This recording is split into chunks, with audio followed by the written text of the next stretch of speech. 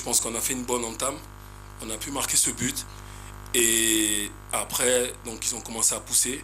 Et je pense qu'il y a eu un fait de jeu quand même que j'ai pas encore vu les images. Je ne veux pas trop parler parce qu'on n'est pas là pour en parler. Mais à mon sens, le carton rouge est sévère.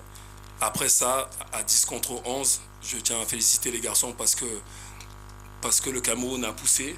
On connaît la dimension physique de cette équipe. Ils ont poussé et nous on a tenu. Donc on a pris ce but, mais on prend un point. Donc bon, moi mon analyse elle est comptable. On reste en course, il reste 2 matchs. Richard Niamba, Radio ATM. Bonsoir coach. Bonsoir. Est-ce que vous avez l'impression que ce carton rouge vous prive d'une victoire? Ouais, franchement. Puis est-ce qu'on peut avoir des nouvelles de Naby Keïta?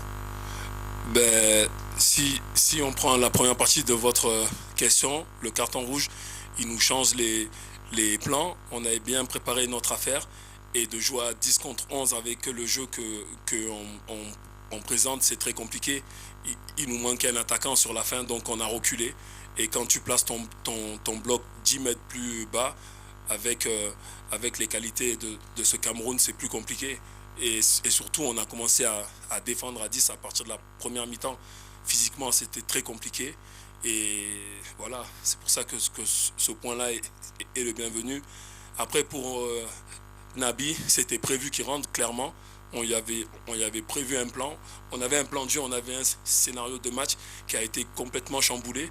Et c'est la seule raison pour laquelle il n'est pas rentré. Alors on s'est concerté parce que quand on a un joueur comme lui, on prend les informations, on se parle. Et après, moi, je décide. Et c'était clair que dans un match comme ça, de le faire rentrer, on était déjà à 10. Si il prenait un coup ou si on allait lui demander peut-être de défendre. Donc c'est pas sa qualité, donc c'est pour ça qu'on a préféré le laisser encore sur le banc. Kaba Fodé, Radio-Télévision guinéenne. Voilà, félicitations pour le point de match nul. Je voudrais juste savoir à quoi a servi la rentrée de Siaga Silla. Pouvait-il commencer le match ou bien c'est parce que vous n'avez plus d'espoir? Non, il pouvait jouer. Hein. Il pouvait jouer, il est prêt. Mais donc on a laissé ses coups parce qu'il est sur une bonne période et qui donne satisfaction depuis 2-3 matchs.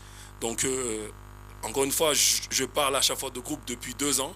Lui, il est là depuis 3 ans maintenant avec nous, mais bon, il avait la barrière de la langue et tout ça, donc il n'arrivait pas à s'imposer. Là, il joue de mieux en mieux. Et puis on sait que le vieux revenait de 2 mois sans jouer, donc on ne voulait pas non plus le griller.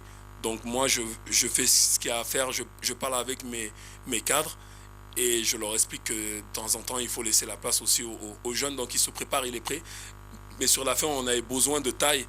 Et donc voilà, j'avais le choix et puis j'ai préféré que ce soit lui qui rentre. Écoutez, ça c'est votre point de vue, ça n'engage que vous. Moi j'ai vu un joueur, justement, vous dites qu'il ne joue pas en club, mais moi j'ai vu un joueur qui est bon techniquement, qui est capable de donner le ballon, de temporiser. Et sur la fin du match, on avait besoin de ça. Je vous dis peut-être que ça se voit un peu plus parce qu'on est 10 contre 11, mais la qualité de ce garçon, elle est indéniable. C'est mes choix, c'est mon choix.